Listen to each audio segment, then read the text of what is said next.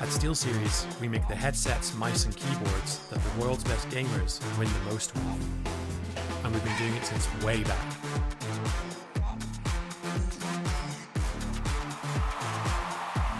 It's up to you how far you go, but whatever you do, go for glory.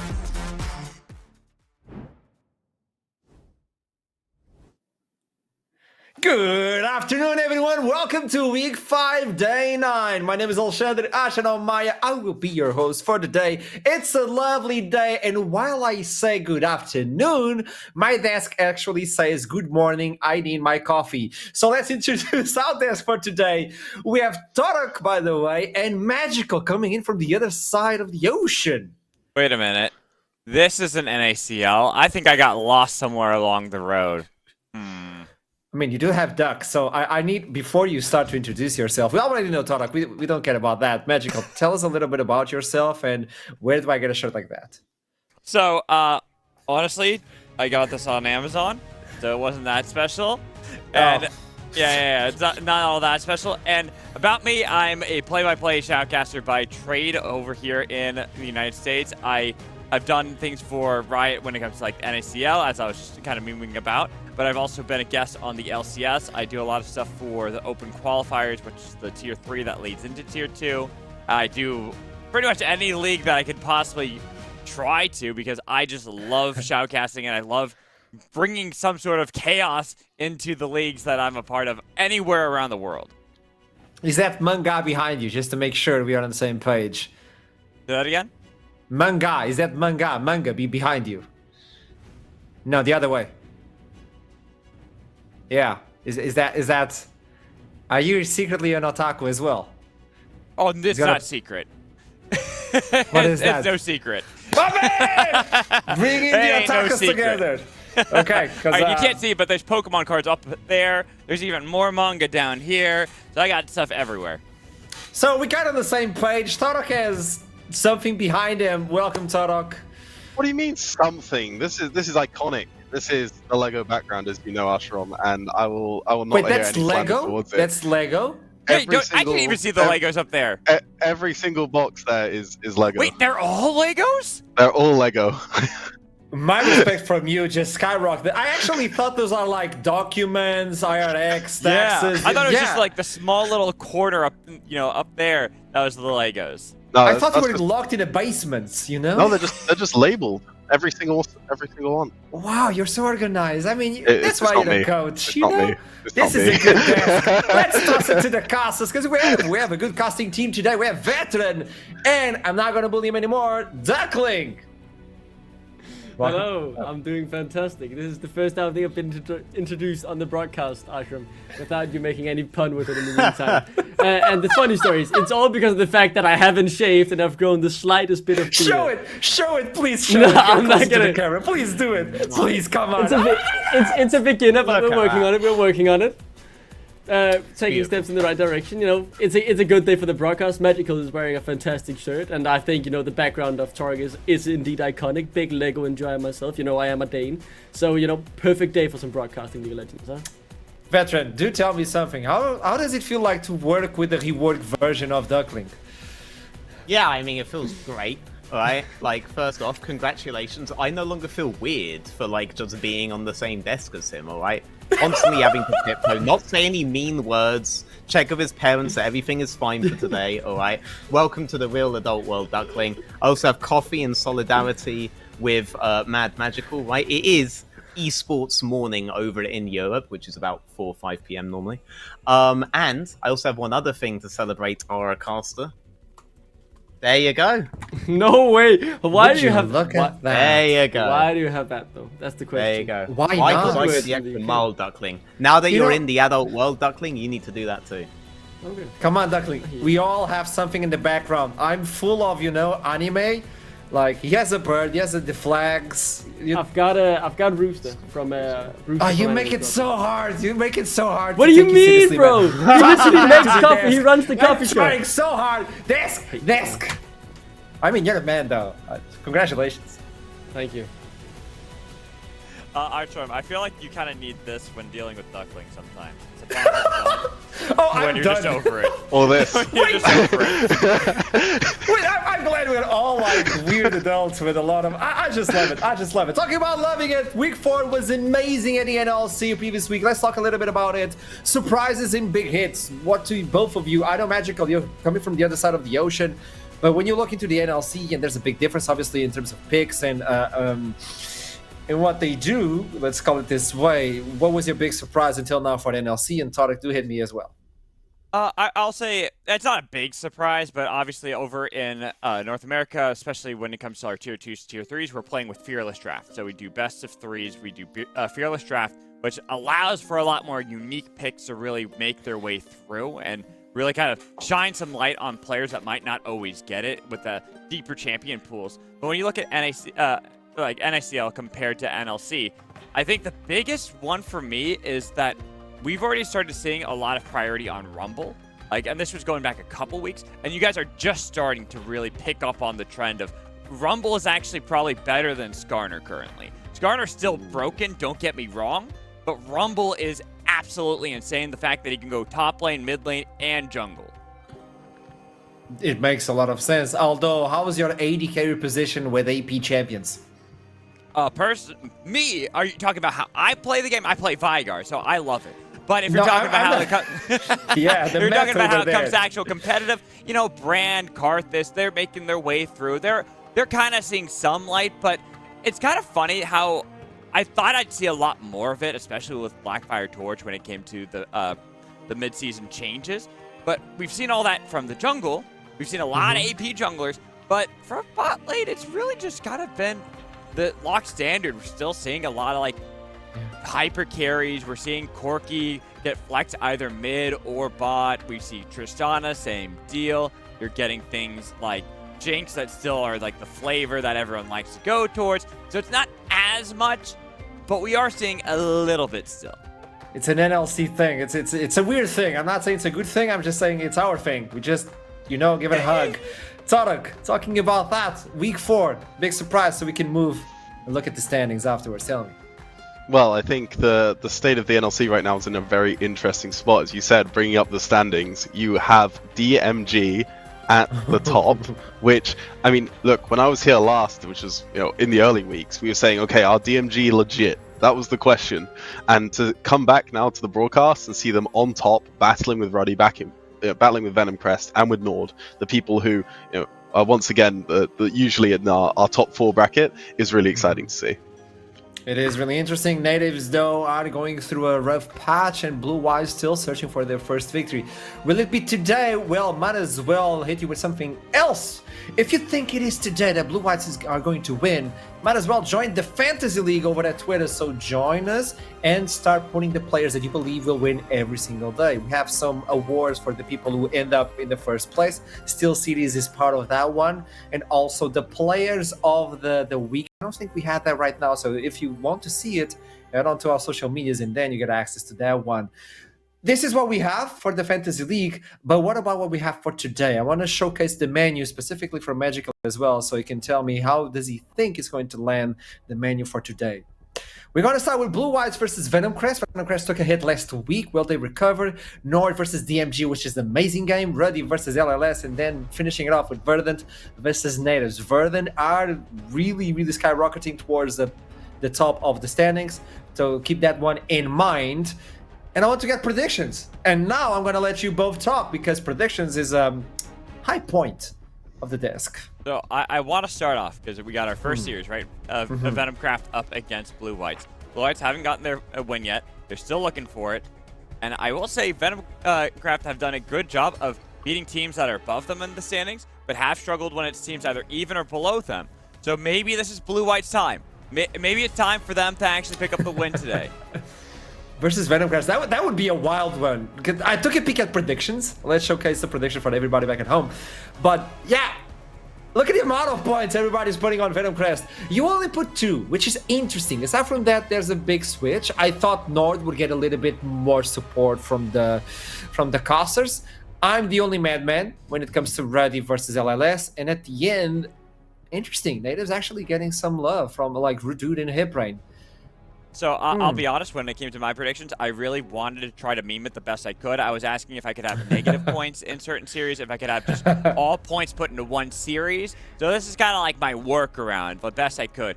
I didn't want to go full against blue-whites, right? I'm going to give them a little bit of credit. Like I said, I think that something Venom Crest has really struggled with is teams below them in the standings. They have almost the old counter-logic gaming kind of mentality. They beat the teams that are above them in the standings. They struggle against teams that are below them. They've only lost to Ruddy that is above them. The other losses they've gotten were teams that were below them at the time in the standings. So there's always that possibility. But I also just wanted to really put it in like how important that second match is, right? Nord versus DMG. I think that one, that's why I wanted to put a lot of points there, because I think it's going to be interesting. It's not that I think Nord are going to take it, but I wanted to really gamble with this one and be like, hey, you know what? This is our highlight matchup, in my opinion. This is the match I've got my eyes on, and I want to let everyone know why I'm so excited about it. You hit the nail on that one, also because Nord are playing with a new jungler. How is he going to perform? It's going to be Joka joining in. They announced that on the social medias. Also follow the teams on social media to understand where they're standing and also the content they provide. Torok, I don't see your predictions over there. Are you done being a guest? Are you part of the show now? Or what are your predictions? You can give us to us like live. Oh, I thought I was going to have to become the embodiment of Foxdrop, whom made some very, very good predictions. However, I would be on the side of Venom Crest. I'll have to contradict Mad Magical statement. I do think Venom Crest should be the heavy favourites, regardless of the counter logic that you wish to present. That said, we of course will wait and see. Nord DMG are a very exciting matchup though, and I think Foxdrop actually did have it right on his predictions, who I will stand for, that this is going to be an extremely close game. They're bringing in a new jungler in Joka. The reason for that, we don't know, but I think it makes sense to, if they want to try and stir the pot, if they want to try and bring something new. And at the same time, DMG, I think they've actually got something that's working. So putting a prediction there, well, at least I very much have some sympathy from my side of the desk. So this is going to be a very interesting week of play. And I mean, Ruddy and Verdant to take it out for me, I think are going to be my guesses. We talked a lot about other teams, but there's one specific team I think we need to highlight. The curious case of Verdant bottom. They started from the bottom. Literally, they were having a lot of issues, but all of a sudden, people are saying, "Hey, wait, this could be a top contender." Even the players we're interviewing, the content that we're bringing, within the scope, a lot of players are stating they could be a top 4 team, and I would like to know more about that. So, who wants to start this one? Magical. I see you have that knowledge. You also like to read manga, so hit me. So, when we look at Verdant, right, and we look especially at the bot lane, it's something you guys were kind of talking about, like the mages and how those have been a big deal here in the NLC. But we look at Verdant, I believe it's more that they've been playing still like the traditional marksman, like I was talking about over in NNA, how we've kind of been sticking to that. We've been sticking to that style, and I think that's something that like some players aren't as good when it comes to like trying to flex around with the mages, and I like it better when a player isn't as comfortable going for that style, so they just really hard commit on the style they're used to. They have the rest of the team that can build around that, really utilize that. Like, we're seeing Ivern starting to come back into the meta a little bit more. That is another thing that can help build around this bot lane to really bolster them up. And I think that when it comes to Verdant and how they're starting to play things around, like, I think it was a little unfair, like, when people were saying that Verdant were a team that we kind of were discounting because they had that bad week 3, because they had still beaten North the week before, right? It's like they're not a bad team, and they've never been a team that people should just go, they're not going to do anything. They're still a team that I think can play around, like I talked about, scaling into the game, not going for these early exciting plays, but just making sure they get to the 3-item spikes, utilize things like Jinx to be that hyper carry to get the win at the end of the day. We're talking about X-Drop, Torok. There's a lot to bring in. I like the way you look into the bot lane, Magical. Obviously, coming in with the method that you're still living right now. And look at these stats. Obviously, KD is different. It's 5th, but we'll talk about that a little bit later on. But look at the other stats. Between all the AD carries in Link, including Nata, which is an amazing AD carry. Everybody has been talking about him. He's in 1st place. This is ridiculous, Torok. Yeah, I mean, if you're on a team, especially one that is not doing so well, the fact that you're actually the person who you can be relied on for damage percentage, first in the entire league, not just on his team, if I'm understanding the stats correctly. I know I've not been with it for the last few weeks, but also the fact that he's someone who's clearly outputting a huge amount of work for this roster in every single game to maintain this position. And if you're a team that's 4-4 in the standings, you want an AD carry like that who you can rely on and say, no, we have a clear win condition. We have someone who we can play around. More importantly, we have someone we can rely upon. And I think that's what Drop has been for Verdant, despite having maybe some very shaky start to the season as a team, and even Drop individually in the early weeks, was maybe giving away a kill or something later on in the game where he maybe shouldn't have. He's evolved to be this player, which Verdant is the backbone of the roster in some respects. Yeah, and we need to ignore that Nasus. Let's not talk What about do you it. mean? This is the number 1 scaling ADC, right? But he played tank with Blackfire. That was like, he talked about it like, I can be a support to the team. No, you don't. You are an AD carry. You are the carry of the team. Magical. There's something we got a hold of information. He was a coach in the previous season, and he said, I don't want to play anymore. And someone stole him from the coach position and said, like, you still have one more in you. You know when you start seeing those movies to rob a bank, and they're like, dude, you still have one in you. And he pops off. And I know you have the stats about the KDA on specific champions. Like, with your American voice, give me those numbers. I mean, they're not that impressive. What was it? It was Corky with like a 9 KDA, but then a Jinx I think was at 17. Just normal numbers, very normal numbers. Nothing unusual at all about playing these hyperscaling ADCs, and the stats kind of spoke for it, right? Yeah. We saw, sure, the KDA wasn't like number 1, but that's counting all games, right? You have wins and losses. That's going to bring it down. Nasus, hey, you know what? Hey, still was what? 3.5, I think, on that one. Not terrible for ADC Nasus.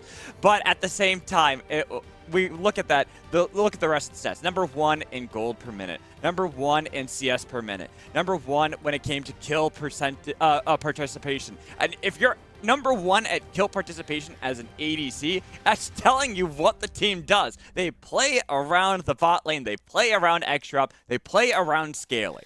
And that's exactly where we need to hit the nail. It's not only about the X-Drop show, it's about the team itself that realized what they needed to do. And Todok, you were specifically a coach for the team that had an amazing member, and the team started realizing, hey, we need to play around this guy. And eventually, when you start protecting the diamond, the ring forms itself, correct, Todok? Without a doubt, if there's someone who can be trusted to, take that responsibility upon their shoulders and say, look, I am somebody who is going to be able to be a pivot point for you guys to play around, people will naturally play for you. People will entrust in you the ability to take that game forward because they want to win above all else, right? It's always that sense of the team above the individual, but when an individual can carry the team should move around that person. And at least in that case, Verdant clearly have, I don't think they're just set on playing for their bot lane, although he's performing very well, but they have a member who, if they need them to step up, X-Drop certainly will. I love it. They're galvanizing their powerhouse, and if they need, there's other card carries. Yeah, I'm not native, but I know words. But also, we need to galvanize from Blue Eyes versus Venom Crest. Obviously, Magical, you have some, some love from Blue Whites, and now that they have custom, there's a big difference between the first time Venom Crest and Blue Whites fought off. The first game, it was 23 minutes long. It was total destruction from Venom Crest versus Blue Whites. Yeah. But I think Blue Whites are different. They showcased it versus Ruddy. Tell me, do you believe? I think I believe that they'll make this game closer. I believe that they are evolving. They are getting better as the season is going on. We did get a little bit of information that they've doubled their scrims as of late. So I'm excited about the same. I always will root for the underdog. I'm a big underdog fan. I want to see the upsets, especially because we're getting into week 5 now, and I believe that if Blue Whites lose a single game now, that they are completely out of playoff contention. Like, there's no, and even winning every game from here on out, it still is requiring certain things to happen perfectly for them to get into playoffs. They're still at hope, but they have to win every game from here on out if they want to even get that possibility. And so I want to believe, but Venom Crest, they have been doing a good job. I talked about it before. they have the counter logic mentality. There's always that possibility that they drop a game against another team that's below them in the standings, and I'd like to believe that as well. But this is also a team that has gotten really good games against teams above them in the standings that have looked really strong. That is a team that has looked like they have evolved themselves as it's gone on through the season.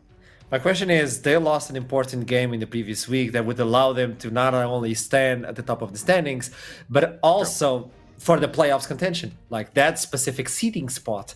Is this enough to shift the mentality of the team? Or is this the perfect game for Venom Crest to actually come back from, like, hey, we lost the previous one, it's versus Blue Whites, let's reset. Like, how do you look into this situation? I mean, if I have to, that's actually a great way to look at things, because I feel like that actually puts a lot more pressure onto them into this game. This is a team that you should be beating. In theory and on paper, you should beat. But if you lose to them, that could be the destruction of Venom Crest. That could be their undoing. And that's a big point when you get into the season, where you have to then reflect on how things have been going, what has happened. And a lot of teams, especially newer players, newer organizations, newer staff, will struggle how they bounce back in that. Torque, you've been a coach before. You know how that can be. It's difficult sometimes when you know you should beat a team, but then you lose to them, and then you're at that point in the season where you're now fighting for that last playoff spot, and things can go south really quickly. Yeah, without a doubt. When you're taking a look at the sort of the precarious position this team sits in right now, you're happy, you're comfortable, you're within playoffs, but you're only one win into playoffs. And I think every single game there's that chance for a team to play spoiler, to be a banana on the road, and you have to be very, very mindful of that, because although I think in some respects you look at this game with some relief as Venom Crest, especially if even if things are all going wrong, you think, well, it doesn't almost matter, we should beat these guys. The issue is at the end of the day, it doesn't prove much for you winning, but it does prove a lot losing. And that is the genuine risk of playing against a team that is like 0-9 in the standings, like Blue Whites are this late on in the season. But at the same time, it can just be a really nice respite compared to the more competitive games in the league. It really depends ultimately how well Blue Whites turn up, because sometimes these games, as a player, as a coach in the position that Venom Crest are in, they can be, okay, the game's over by 5 minutes, we're relaxing, they really don't have they don't have what it takes to beat us on this occasion.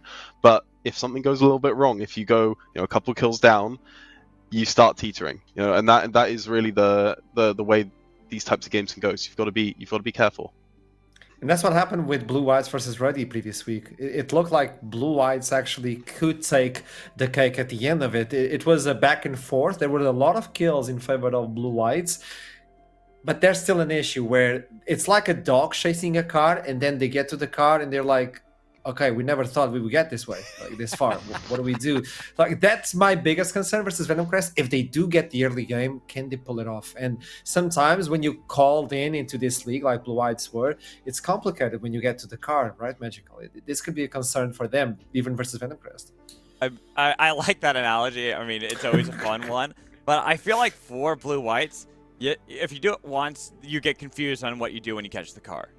Yeah. The second time, you have a plan now. Now you know you can catch the car. Now you understand what you have to do once you get to the car. I don't know what that is, personally, for the dog, but the dog now knows. I was so excited to learn, like, what's the not gonna do? Like, is it the tires? Do you take the driver? What do you do? Hey, it could get into the car. There could be treats in the car. It doesn't know that. So now maybe it just tries to drive the car. There's so many possibilities now for Blue Whites to go for this one. And I think that's going to be a big telling factor in this one. I think that Blue Whites, like the fact that they're scrimming more, the fact they got close against Ruddy, this is actually a good indication of growth this team has had, and beating Venom Crest now. Playoffs, I was talking about it. It's a possibility. It's not a probability. It's not likely that it's going to actually happen. But it would be great for them moving forward, for all these players, for the staff to say, hey, you know what? We're starting to learn. We can go into 2025 and say how we're going to do as a team, the growth that we can all have, and possibly even have a far better showing in 2025. Yeah, I think if they look into the bot lane like Verdant, for instance, they could get a hold of something. Custom joining into the team is also an important thing. When you change the mid laner, I was having a conversation with DMG. I'm not going to spoil the interview that's coming out tomorrow, but DMG was talking about the fact that it's not about the mid laner, because mid laner is not where you can showcase your skill as an individual on a 1v1, because there's a lot of attention in mid lane. And I think Custom can bring a lot into this team because he can roam. He can. What do you mean, Tony? What is happening? No, because you can bring a lot of attention into the mid lane. You can roam. You can protect the bot lane as well. You can join your jungler. So Custom joining in, if you get a good mid laner, things can change, right, Sorok? I mean, you know, experience when you have that, there's a difference, right? Without a doubt. I mean, if you bring in any different individual within a team, you're going to get some new factors arising, some new dynamics, and especially if they're an individual who is making positive growth, outside of the game, well, an entire team can look very, very different. So with the fact they do have this new mid laner coming in, that is without a doubt a factor which I think they'll be happy about. You don't make a change unless you're happy about it in many cases. And the idea is that they could definitely bring something unique to the table that we haven't seen before, because as Magical said, doubling their practice, that is a huge deal. If you're a team that is doubling your practice, that means you're coming here to win today. And I very much wish Blue Whites the best with that. We got information that we're about to jump into Champion Select. There was a small delay. Blue Whites are going to lose their last two bands, which is not the start we were looking for. We were building... Don't need that. We don't need that. Let them all through. Let every powerful pick through. Why Ben? Exactly. Do the faker tactic, like they got it, like the champions from the top. Like, we don't care about that. We don't use skins as well. We just go in. Blue Whites don't need that. And I think this is such an important topic, the fact that you can double the scrims out of nowhere, because they were feeling a little bit down. Eventually they stopped even coming into the interviews, and then they joined again, even though they lost. They were like, hey, we're popping off. We're actually looking into this. It feels like we're going to get it. It feels like we're going to get it. Like getting a beating and then looking into the camera and say, hey, we're going to get it. I mean, this is hard. This is hard. I mean, Tarek, for instance, you were a coach. You got beat up like a lot of times, like constantly, but you still showed up for every single interview. When you have that faith, it's quite important. Man, you got beat up so many times. I mean, I'm getting beat up on broadcast right now, but you're absolutely right. Like the most important thing is your response to losses, right? And I've been on teams which have been extremely successful, which have, you win, let's say, the majority of your games in the season, 80-90% of them. I've also been on teams though that ended up in relegation, and so it's really important that on whichever side of the coin you're on, it's pretty much how you respond to it that actually matters at the end of the day. And with Blue Whites, they're 0-9 right now. It sucks. I've been very, very close to that at different points in my career with different teams. When you're there, a lot of things aren't working. You know they're not working, and you know it's going to be difficult for you to get a win. But what you also know is anything can happen the second you get out onto that rift. And in the case of Blue Whites, if they come out and play a good game of League of Legends, all of these guys understand how to win a game. They did so, if we remember, let's bring it back, in Division 2, they were the champions, right? This is not a team that is averse to winning games. They understand how to get it done. They just have to get it into that position where they're able to take versus a team in the upper division. And I think they're going to be capable of doing that so long as they play their cards right. So you've got to give them the best shot they can. And since they're turning up with 2 less bans, it might throw Venom Crest off. You never know. Okay, we're just getting some information. We're still waiting for the team to join in. Don't worry, we could toss it to a break. Yes, we could. But No. I want to ask you all, why you guys don't play Zyra? Why don't we play? Yeah, why don't we see, like, we saw like one Zyra game so far? Yeah. Actually wait, Magical, I'm with you on this because I'm also working in the NLC and ACL right now. Where is Zyra? What's going on? Oh, you're asking me? Yeah, we're asking you now. I played Zyra this morning, by the way. I'm just letting you know. Wait, jungle or support? ARAM. But the idea is I played Zyra. No, but I totally agree. I do believe that Zyra should be way more picked. And Initialize was talking about it. He casts other leagues. He does a lot of co-streaming. He was talking about how Zyra is so powerful. It's almost like it's not even fair if you know the timings on the jungle. And I think we're a little bit behind the meta. Maybe we can get to see it this week. It needs to show. It needs to show. I know that was the question. But also, you talked about something that to me is like the key point of esports, Torek. That as soon as you jump into the Rift or whatever sort of esports, you're the same as the other person. There's no difference. And I want to know from both of you, when did you start playing? Because you still have some time. No breaks for me. I don't care about that. I kicked off in season 5 regarding League of Legends. Wow. So that was my beautiful beginnings. I spent a lot of time on Twisted Tree Line at the early days playing with my friends. It's missed. It is missed. But eventually I grew out of my 3v3 stage and moved on to playing the big game with the big guns. Exactly. And well, it's been very fun since. Magical. Do I have to? I mean, you want me to share first? Yeah. Because I want to build up the suspense of how long I've been playing for. Oh, I think I'm gonna win. Uh-huh. So I started at beta. I played another game competitively. I was a competitor. I played like the first one that was made in a different game. I don't know if you know that one. And then I jumped to a new one, and then I played League beta because I was a competitive player. I played in the ESL winter seasons and all that. I actually played versus Moscow 5. Hey, Fnatic, good times. The good old days when I was actually a good player. But no, to me, like I started talking about that because it's so important. Esports, I think that summarizes everything. As soon as you jump into the Rift, like everybody's the same. And I started playing this because I was extremely sick and I couldn't get out of my house, by the way. I had to go through surgery. Oh. And I couldn't get out of my house. I actually had to go to the hospital if I leave my house. So that was really complicated. And to me, esports is that, because as soon as I joined the Rift, I was really sick and I was supposed to die, you know? I joined the Rift and I was like, I don't care. I'm the same as the other person who's fighting. We're still level 1. I don't care who you are, your color, your religion. I don't care what else. We're the same inside of this, and I'm going to beat you up. Even though I'm dying in real life, I'm going to make you suffer inside of the Rift. So I think this is beautiful. I'm getting in some information. Okay, we're getting a swap out of a sudden. Yes. So we're getting a different situation out of a sudden. Blue Whites are joining in, but with a new player. Who is it? There's a sub. Oh. Now let's make this interesting. I'm not gonna say it. Okay, and Archer, I've been playing since season 1, so I'm very close to you. Yeah, very close to you. Very close. Look at these ancient people around me. I mean, what can you do? When you played 5 Sunfires on Twitch. oh, and Evelyn too. Back when Evelyn used to have a stun on her invisibility, and you just go. And then they nerfed her, so it was only a slow. And then she was useless, so you just go with the Sunfires. That was great. I brought you chaos. Oh, it seems like they have the same plays, but apparently from the information that I have, it seems like Quest is swapping for MKR, which was the player we were highlighting. Is this concerning? We don't know. Let's jump into the champion select itself, as Xante and Skarner are being removed. It seems like it's a stable one. Will Corki be removed? Tristana as well? That's the question.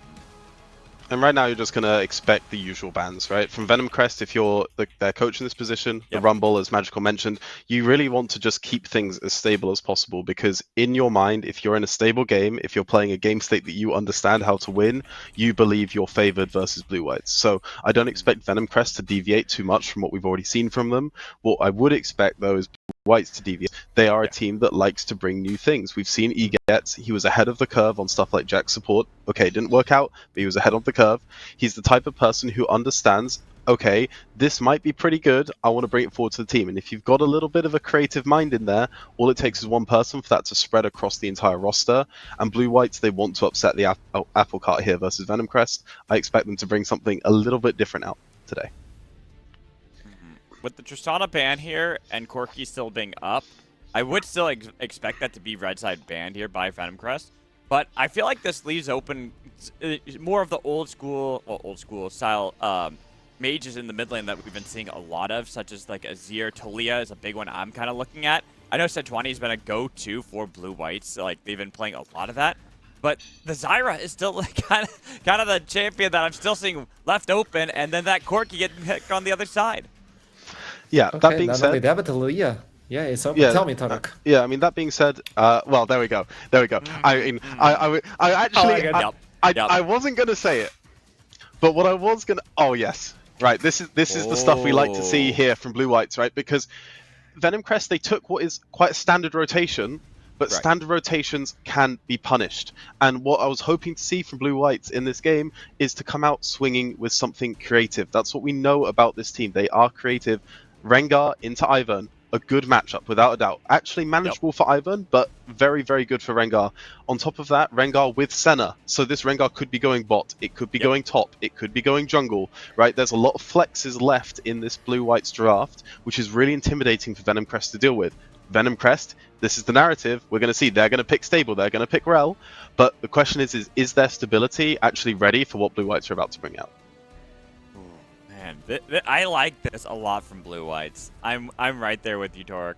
I like the Rengar flexibility. The Sejuani has flexibility too. The fact you can put that top lane. If you really want, we've seen it support way long ago. There's a lot that can be done here by Blue Whites that kind of puts Venom Crest in this weird position. As you talked about, they have the standard stuff. They have the Ivern. They got the Corki. Corki can go mid, can go bot. It got some flexibility, but it's a lot less flexible. It's a lot more rigid in how they have to go for things. Also, just to remind everyone, we do have the 2 skip bans that will be here for Blue Whites. So you won't see any bans there. But I want to see how Venom Crest will answer in this one.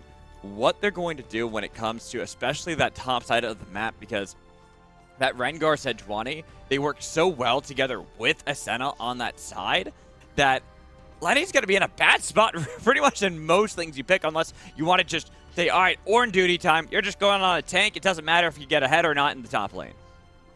The biggest concern on the first game was Voluxa versus Lenny. Can Voluxa get revenge? Because this is about revenge. We hit that part of the split where you can get those sort of revenge gameplays.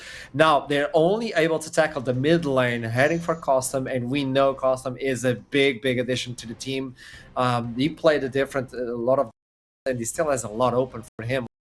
He's bigger than those two. This is a hit on him as well. But I like this Rengar as well. I'm with all of you on this one. You banned the Vadas. Beware of a man who has nothing to lose. That's the quote. And they the Rengar. They're like, you know what? Beware of a team who has nothing to lose. So at this moment, they need even more like originality. Yeah. So what can they bring for Venom Crest at this point? They need to reveal something in the map, probably for Lenny, like a safe pick. Well, I would suggest them more. Well, you can obviously go for Lenny. You can, and that would keep the Corki flex. So you can also try and protect your top laner, though, which I did. Yeah, this is actually what I think is the correct call from Venom Crest, because, and there's a very specific reason for this. Rengar is a very dangerous top laner, and Rengar being a flex in this draft prevents Lenny with quite a few problems, because blind Sante out with, Rumble out with Skarner out with a lot of the key champions. You kind of have to respect that flex, and therefore actually just your mid blind, picking your AD carry into what you can already see, gives Lenny a bit more safety to be able to pick what should be a very good top matchup, and actually force Blue Whites to reveal hopefully where they're going. The Ornn doesn't actually do this though. The Ornn does do it to a degree. You'd expect it to be Senna Ornn bot lane versus Kai'Sa Rell. That is the most standard approach. This would be most likely what's going to be the case, but these champions are all still flexible. At least you kind of know at least the shape of Blue White's comp now, and it looks like it's going to be very, very beefy. That's the shape is beef, so it's very exciting. And the crazy thing to me is there's still so much flexibility there. Like, if you really want to shake it up, you could put Senna Galio bot lane, you could put the Ornn mid lane, Sejuani top lane jungle. There's so many different things that you can go for here. Actually, I really like, there's the Trundle Hover. I would have really liked that. That would have been really good. But, like, now we'll know exactly how Blue Whites are going to play this one, but it is beef. It is, they're going to survive a lot of the damage that is going to be thrown at them by Venom Crest. Wait. That's another question that we have. Due to the changes we have on Blue Whites, we're not aware of who is going to play what and position-wise as well. So everything can change. You can look at Eggets and think like he's going for support Sejuani, but maybe he's going for the jungle. So this is another question mark for Venom Crest. You prepare the game, but now you have no idea of what's going to be played. But it's going to be played. I really have to tell me. Say Senna has a complicated game. Yes. Yeah. Well, Senna has a complicated game, but actually the 3v3 bot side from Blue Whites this game is incredibly strong. You have Senna Rengar, which gives that extra leap for Rengar, of course, using the Senna Mist, for those of you who are not aware. But you also have Sejuani paired with the Senna, which sets up the CC for Rengar to be able to skirmish, and he's skirmishing into a champion like Ivern.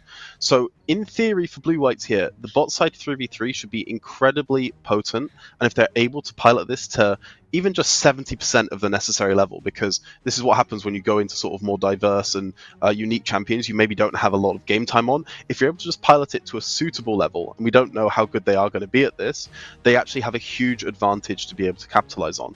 And at least, and what I'm really happy to say from Blue Whites is they've presented a new and difficult challenge for Venom Crest to face that they will have never seen in scrims.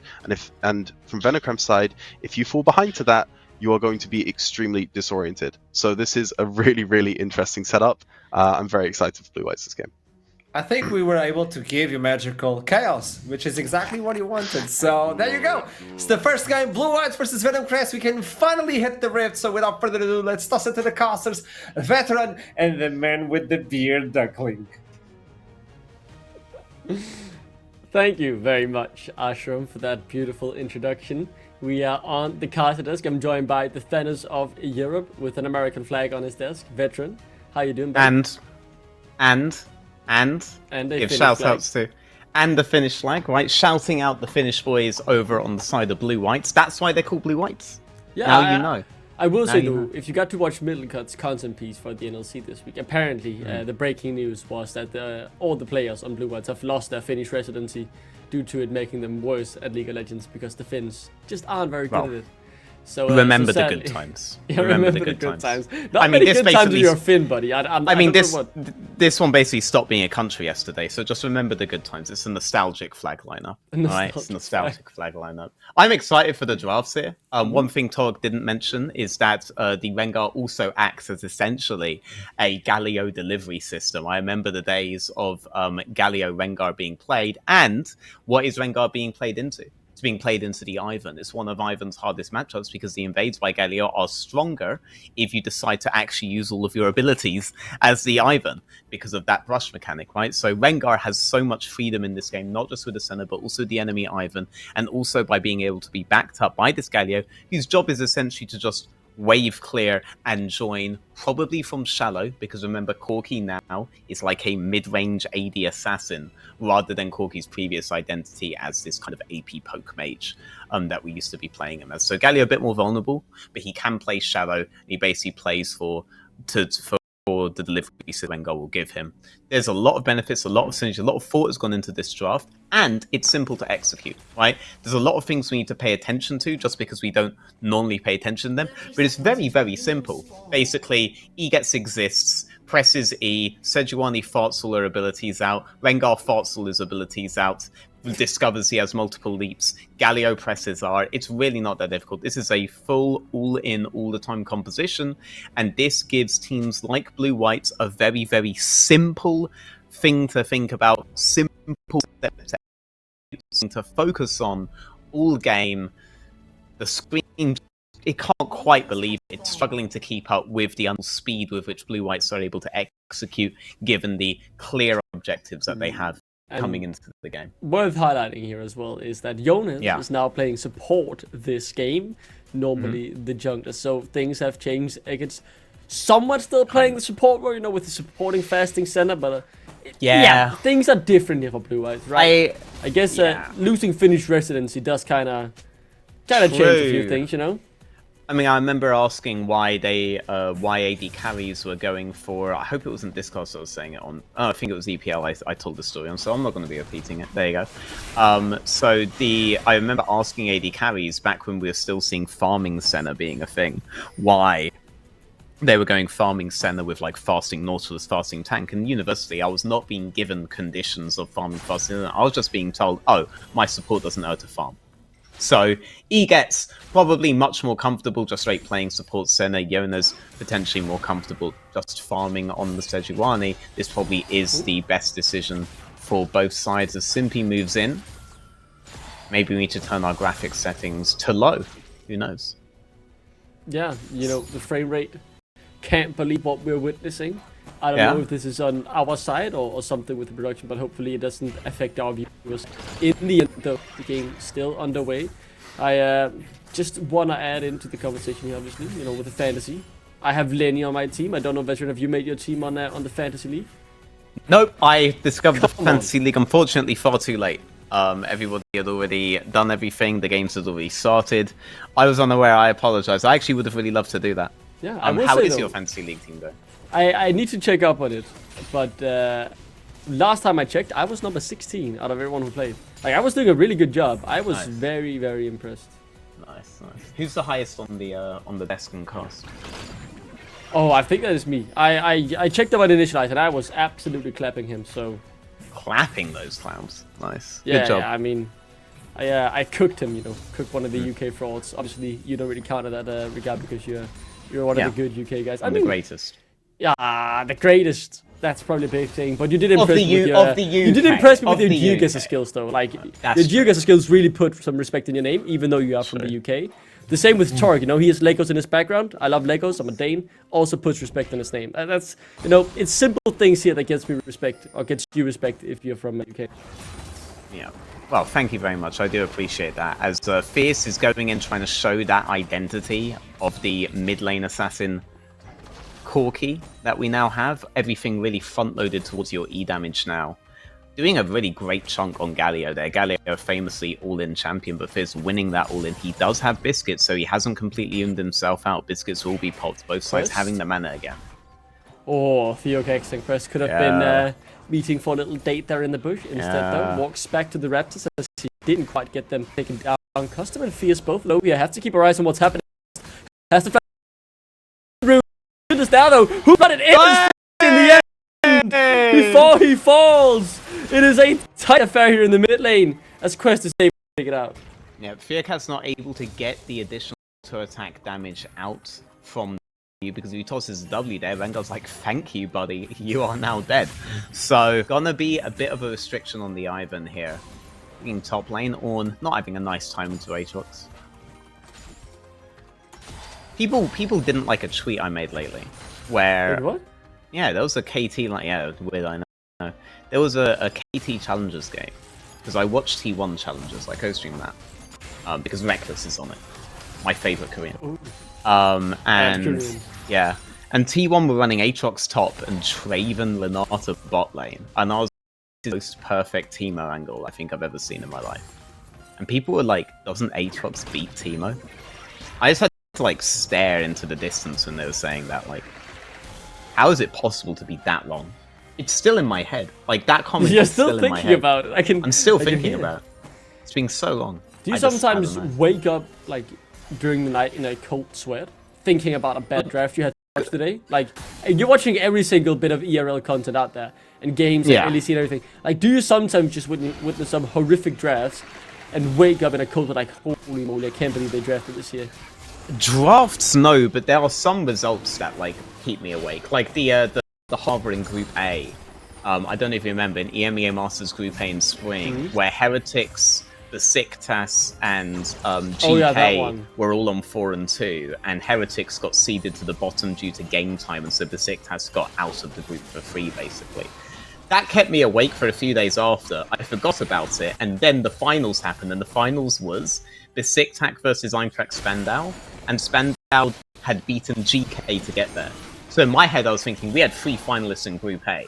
Heretics were actually, like, a finalist level team, and they were out in groups due to the game. I'm still thinking about that, by the way. Yeah, that is true. I still think about it every now and then. I remember Carlson being the top for Team Heretics, one of the big upcoming Danes who was created through this NLC ecosystem, had his debut split on Astralis Talent in 21 Talia Esports Series Denmark. The good old days of League of Legends. So something is happening down here in the bot lane. I'm watching a PowerPoint presentation, but I think somehow everyone survived. Now mid lane as well. Quest is on a quest kill. It's just dashes to safety.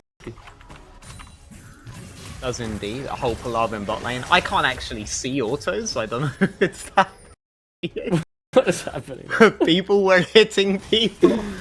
I know that much. Remount, I think That's happening engaged. again. Jonas is the target, has the flash available. Won't be needed though, as they're able to get out cleanly. Why can't all champions be like Kai'Sa? I know who Kai'Sa was hitting because Yones had the passive on him. It's perfect. In fact, Everyone just needs the 3-tick passive. I think there are way too many Exactly. champions though with it. Hit someone 3 times and it'll be all good. Mid lane, something's happening. Fierce is in trouble. Quest. Yeah, and look Here we for this go. mid lane. Flash available for the Galio corgi, but delivered. won't be used. Custom is oh so low. I think this is a play that Venom Chris could be winning, but now a 3v2 scenario, and this time Oh, no. it's all blue-white. Theocax goes down. Veluxa with the great rotation. Yep, any chance of Quest dying there was gone for 2 reasons. Oh, One, bot the lane, what's Venom- happening here? I think Agnes is dead. Oh, But Venom no. Crest losing Simpy as well. 1 for 1. Do they take that? I think they do. They get the plate as well. Yeah, and this is going to be... Actually, I was going to say this is going to be incredibly worth. You do put Senna behind them. That much is true. But one big problem is that the farming state is still allowed to exist. So technically you're not doing anything. Uh-oh.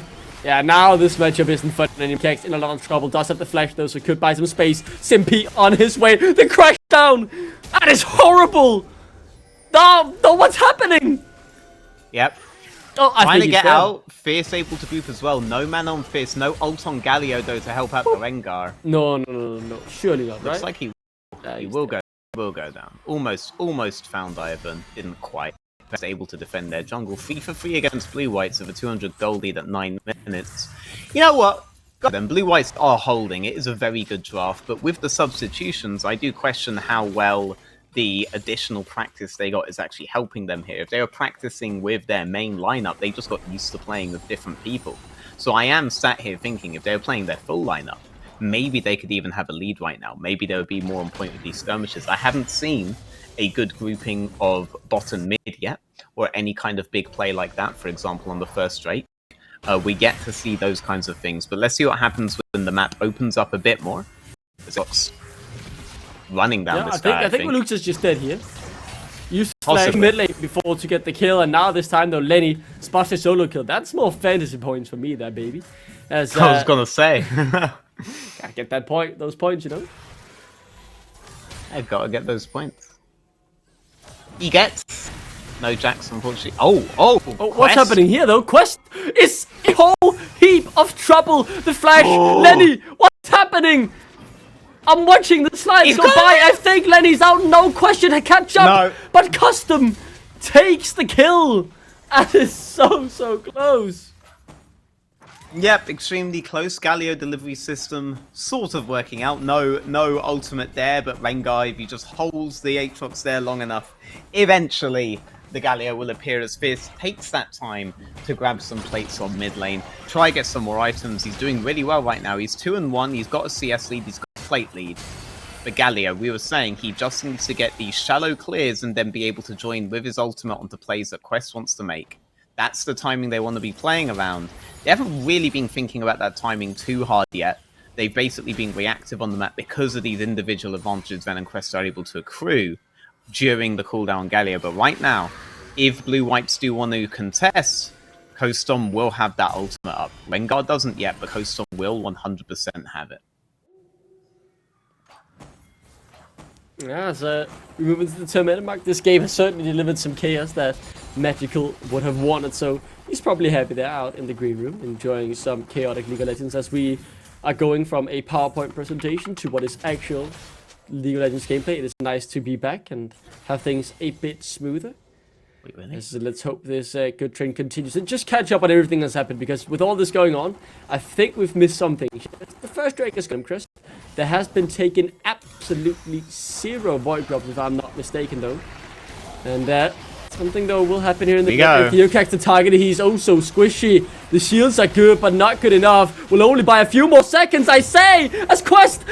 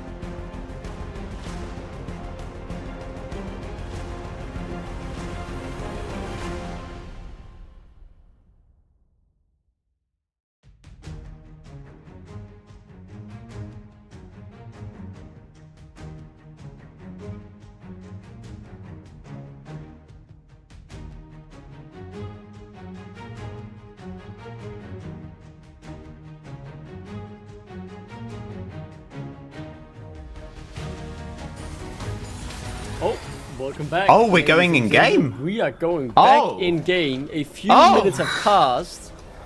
And 1 back to minute, the 30 broadcast. seconds, 40 seconds, Ladies and actually. gentlemen, how are you doing, Mr. Thanos of Europe? Yeah, 40 seconds have passed. So we're actually okay. Wow, I didn't expect this. I thought we would go straight into the next game. Okay, cool. So, Lingard dead. I can hear the producer in my ear. Not sure if he knows that. And Venom. There you go. We got the scoreboard. We're all good, guys. We're all good, guys. We're all good in the hood. Venom Crest claiming. Never mind, we're not all Three good in the bucks. hood. What's happening here? I think like every time we see Quest in the mid lane, he's about to die. Fierce is absolutely unstoppable at the moment. Look at those rockets already hurting. Egg is just a few autos away from dying, but somehow it's Simpy instead who goes down. What happened there for this play to go so wrong? It's Blue Eye to find their 7th. Depending on the timeline, depending on the timeline, we're all kind of in that position, right, where we're about to die, right, depending on the time scale. Quest is always like a couple of minutes away from an attempt on his life at the very least. But he is looking to grab the bull by the horns, right? He has the center roaming with him. He's looking to try to find something to do on the map for his team. Everybody off the map right now for Venom Crest, so no opportunities there. Don't think that's addressed to us. Okay. So, everyone coming back out on the map. Sorry, guys, I was hearing producer in my ear. Don't think it's addressed to me, though. So, we have Ornn Senna moving in towards topside here, along with Rengar. Sejuani swapped towards bot side. Well, not swapped. He's just winking on bot side here, maintaining this kind of powerhouse that's going on. Maintaining the farm, just grabbing shallow clears wherever he can. And it looks like an attempt is going to be made for the Herald on top side. Yeah, let's see if that attempt will come through. I very much agree with your point, though, that it looks likely to happen. Big point here, Fierce now level 11. First item completed. This type of Corki build now starting to hurt quite a lot, as we've already seen. But Venom Crest instead investing their resources elsewhere. It's into getting more gold for Lingard, though, as he will claim this shirt. Well, obviously the minions died to deny some gold as well, so the Herald successfully taken by Blue White, while Venom Crest take a tower. They have indeed. Herald, though, very easy to immediately turn to a tempo lead for Blue Whites if they want to. Kai'Sa, if she moves towards mid lane, should be quite easy for Sejuani to reset the bot side of the map there somewhat unabated, and then for this Herald to be dropped top side in a 3-man play. And then if you just shove that out all the way, you should be able to be faster than Corki on the bot side of the map, but we'll see. You have to make this play very fast. You don't want Corki to have a free wave. If Corki has a free wave, you're not necessarily going to be able to do so. It does look like they're leaning top side for that particular then drop. he's They're just on the dead free here, wave. right? Yeah, surely. Yeah. Straight Gone gone. in an Straight instant. gone. Tried to get something back, but wasn't able to do anything of meaning, as the Herald likely to be Here we summoned go. up on that top side, as you say. Here we go. A bit of Fabricio Romano over there with that statement. The Herald will get his charge turret likely to go down, but the mid lane tier 1 though. Wow. Wide open, Custom trying to stop them, but he might go down himself. Yes, the turret is killing Lingard, but they can just take down the turret, claim the bonus kill on top of it. Custom literally putting his life on the line for absolutely nothing, as it will be a 2-for-1 in turret change, as Blue Whites will claim 1 on the, or 2 on the top side rather. Nice. 2 on the top side. If they're Yeah, able they to wanna get fight out this. with, if they're able to get out of their life, this is actually a very, very worth trade. So long as he Quest- immediately focus on the mid lane. But Very squishy on this Rengar. Theocax finds the Here we root go. on They Ekans. have to win That this. is massive. Surely just gets blown up. And rightfully he does. Now TP in from Jonas. Veluxa doing some damage on Lingard, who is now very low. Doesn't have the ultimate room, but just used it before, but still able to claim the double kill. Could look for more. But as Blue Whites reach the safety of their turrets, they are out in the end. That whole play is 2 turrets to Blue Whites. 1 for Venom Crest, and Venom Crest claiming 3 kills. yeah, bot lane hasn't necessarily been touched here. What you want to be able to do with Blue Whites would be able to escort the Herald in towards the tier 2, maybe get the tier 2 turret down, then be able to recall and play on mid and bot. And then theoretically, Corki would be behind on resets. You would be ahead on the map enough on top side to be able to make something happen on that mid tower. But they haven't obviously been able to do that. Venom Crest responded very appropriately by attempting to fight. Yep, Assassin Corki, baby. That's where we're at now. That's where we're at. That is I the love new Corki, Corki. man. Yeah, okay, yeah, well, good, because you've been seeing him very consistently for the Yeah, last I love 6 it. years. No, I didn't love the old Corgi. I love the old Corgi, which is now pretty much the new Corgi. You know, back The when old, you old build, lady carry Corgi. back when you build Manamune and Trinity Yeah. Force and then into Infinity Edge, like that is what I love to play, and I'm very happy they brought it back. I'm just enjoying it before they inevitably change it in a few years as Venom Crest, looking to change the way this game is going, or at the very least just keep on building the Scoldly that they've got. They've found one already, Veluxa next on the menu, devoured in an instant. And now they can continue to step forward, but instead they set their sights on the Drake and claim it, claiming 2 kills as well in the process. Whereas there are a lot of people in an approximate area for Blue Whites, it still feels like they keep getting individually caught out even in those quote-unquote groupings, right? They're not a very put-together team, and their composition is so strong when they are all stacked together and stacked on top of each other. So definitely not the kind of results that they are looking for in these situations. Venom Crest slowly but surely nabbing all of them down 10 for 8 right now, only 2 kills above, but it's translated into a 4k gold lead because of the structures down the map, the neutrals down the map, and the way that they have been given Ooh, Jukes the Glacial Prison just barely, and is able to make it out. The thing is though, all of the gold here is on the exact perfect members of Venom Crest, right? 4, 1, and 2 for both carries. Lenny's found 2 kills as well. So everyone who's really important to dealing damage in this Venom Crest side is feeling confident in this game. 2 item spikes complete as well. Lenny though, in the 1v3, not that confident here. 5 seconds on the world ender, but before that maybe his own world will be ended. TP's in though. He is down to half. The shield should come through though to buy some more time. World ender now out as well. Lenny doesn't die instead. It is all of Blue Whites to get wiped off the rift. 3 gone just like that. 2 more into Lingard's pocket, and that is a devastating blow for the Blue Whites. Yeah, that is an incredible blow for them. Venom Crest soaring into the lead now. These group situations still favoring them despite the heavy plan that went into the Blue Whites draft, despite how unbreakable you would imagine it would be in the group situation. Venom Crest, they just keep snowballing around the map, they keep finding their picks, they keep snowballing those picks into this conveyor belt, this cavalcade of kills. Yeah, Blue Whites certainly looks like a very difficult game for them now. To be able to come back in. They need to be the ones finding the fights, they need to be the ones finding the picks, but they're always on the receiving end when stuff like that happens. Lingard, 6-1 and 2 now on that Kai'Sa, one of the most powerful champions on the current patch. Any of this CC chain lands, you can bet Lingard's going to be going there, try to at least go 1 for 1, probably going to be able to do a lot more. So, 20 minutes in, Baron on the map now. It's quite clear who will be the first to likely go for it, and this Blue Whites try something to spice it up. But last time they went for ball play, didn't really turn out in their favor. So to just, yeah, not much else to say really. This is very much just a Venom Crest game to lose at this point. The gold is in the right places. The item spikes are being hit left, right, and center really. Pushing towards the 3rd item as well. Quest though looking for something. Root is good. The knock up not quite there though, as the grand entrance isn't that grand anymore. Quest flashing out to try and get to safety, but Lenny might have other plans here. Flash forward from him to secure the kill. Custom next on the menu. Lenny still not dying. He just can't go down. This Aatrox is well and truly unkillable. Jonas falls. Double kill for Lenny as Simply chases down Eggets. I think he would win that 1v1 battle of 2 supports here as Lenny comes in to claim the prize alongside Fierce.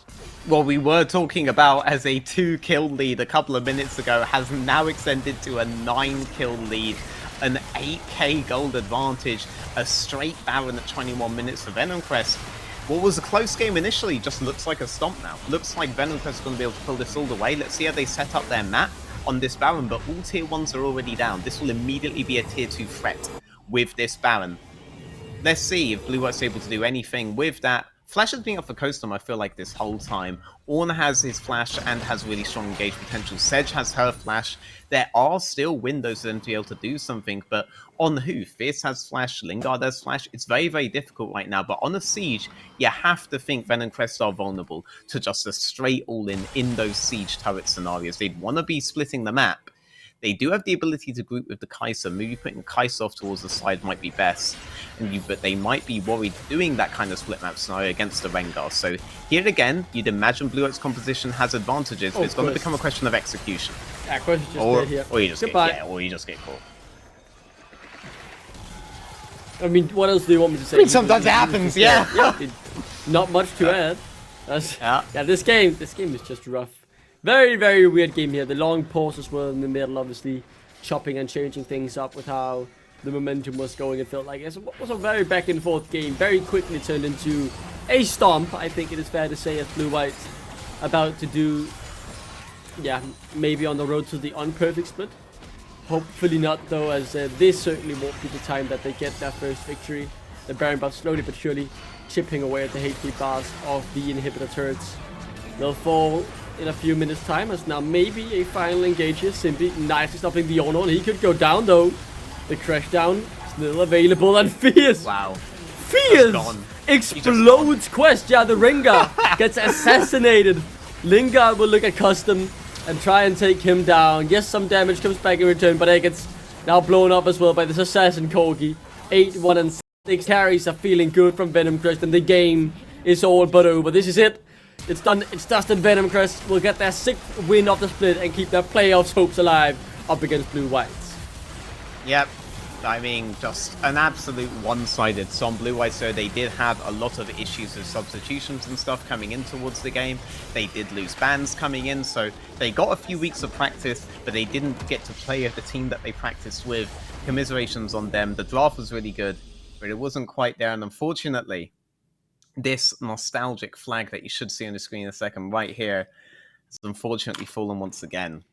Today was not the day for Blue Whites. It was not the day for Mad Magical's attempt at being spicy. Man does not know ball when it comes to NLC, where, you know, questionably, there are some teams where it's questionable if they know ball as well. You mentioned the unperfect split. They'd actually be joining Rad in the unperfect split over in Arabian League. They had 0 wins, and the Arabian League regular split has ended now. We also had Maus next in the German League last split. Ending up with 0 wins as well. They could end up, and we could have maybe like an end of season battle of the 0-win split guys with 3 of them right now. We could see them into a bracket, maybe to do with game time, something like this. I'm just saying, anyone out there looking to arrange something, there's something that could be done. Your concept is certainly there, though. But to keep things moving, we'll throw to a break straight away so we can get on with the next game of the day coming up right after this break. Break it down, break it down. Step on the gas, let's get out of town. We gonna break out and have some fun. We gonna do what you never done. Oh yeah, yeah. Come on, take your body with you. It's a money weekend. Everything we wanna, we gonna